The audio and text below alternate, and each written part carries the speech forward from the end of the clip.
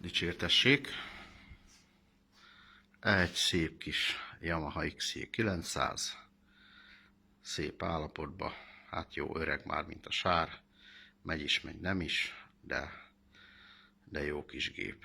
Ja igen, aki a Ducatira szerette volna hegyezni a mi csodáját, annak sajnos csalódnia kell, bár mondjuk én is csalódott vagyok egy kicsit, mert ugye itt most elválnak a ügyféllel a útjaink, mivel nem kell helyreállítani a Ducatit, mert úgy döntött, hogy ennyi pénzt nem érdemes egy ilyen motorkerékpárra locsolni, ilyen öreg motorkerékpárra.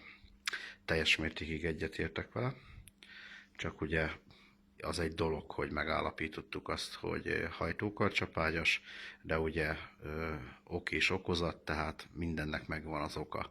Na most azt, mivel a projekt félbeszakadt, így arra nem jöttem rá, hogy valójában mi okozhatta ezt a fertelmes problémáját. Úgyhogy ez a projekt ez ennyibe maradt. Na, Yamaha XJ900, ugye történt az eset, tavaszra az üzemanyag elfogyott a tankból.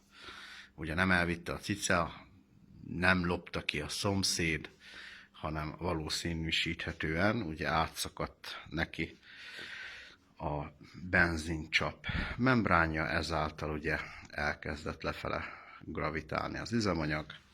Ugye a karburátorban a tűzszelepek azok nem bírták ezt a nyomást, mert ugye mindennek súlya van, még a pehelynek is, ugyanúgy az üzemanyagnak is megvan a súlya, és szépen a túlfolyón ugye elfolyt, ami szerencse, mert ha nem a túlfolyón folyik el, hanem akkor az a karburátor adja meg magát, amelyiknél éppen mondjuk az egyes hengernél megadja magát a karburátor, ősszel ugye úgy állítottad le, hogy az egyes henger a szívási ütemben állt meg, onnantól kezdve szépen a karburátoron keresztül az üzemanyag az befolyik itt a szívócsonkon keresztül, átfolyik a szívószelepen, rákerül a dugattyú tetejére, a dugattyúgyűrűk ugye nem bírják ezt nem a nyomást nem bírják, hanem ugye az mellett szépen az üzemanyag leszivárog magába a karterba, ott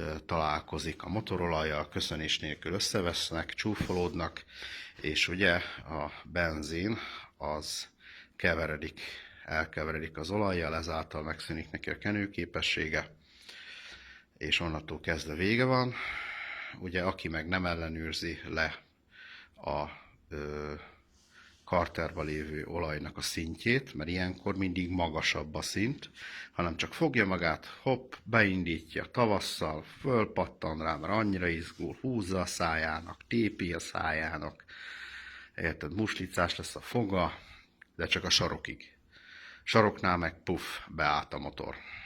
Ez az miatt van, úgyhogy nem ellenőrizte le az olajat, mert hogyha leellenőrizte volna, és látja azt, hogy magasabban van, jóval, akkor nem indítja be, elviszi egy szerelőhöz, akkor teljes mértékig megmenthető lett volna a motorkerékpár, de így a tavasz hevében, hogy ő felpattan a motorkerékpárra és elindul, úgy vége lesz.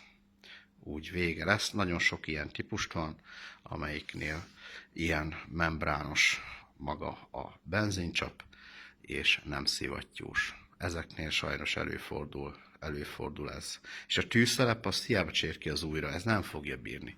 Nem fogja bírni 6 hónapig azt a terhelést, amit az üzemanyag súlya rányom valójában. Úgyhogy enni ez a panasz, cserélünk nála a tűzszelepeket, kicseréljük a benzincsapnak a membránját. Ha már itt van, ugye akkor láthattátok, hogy szelephézagállítás folyik éppen. Kicseréljük a gyertyákat, légszűrőt, elő hátul a fékfolyadékot, szöghajtásba az olajat, hát meg amit így nagy általánosságban meg kell csinálni. Ugye télen, vagy ősszel, vagy éppen kezdeti tavaszi időben, hogy ugye amikor kezdődik a szezon, akkor nyugodt szívvel, lelkkel rá tudjál ülni, és ne azon gondolkozzál, hogy mikor áll meg alattad a motor, hanem azt élvezd, amiért vásároltad. Na, ennyi.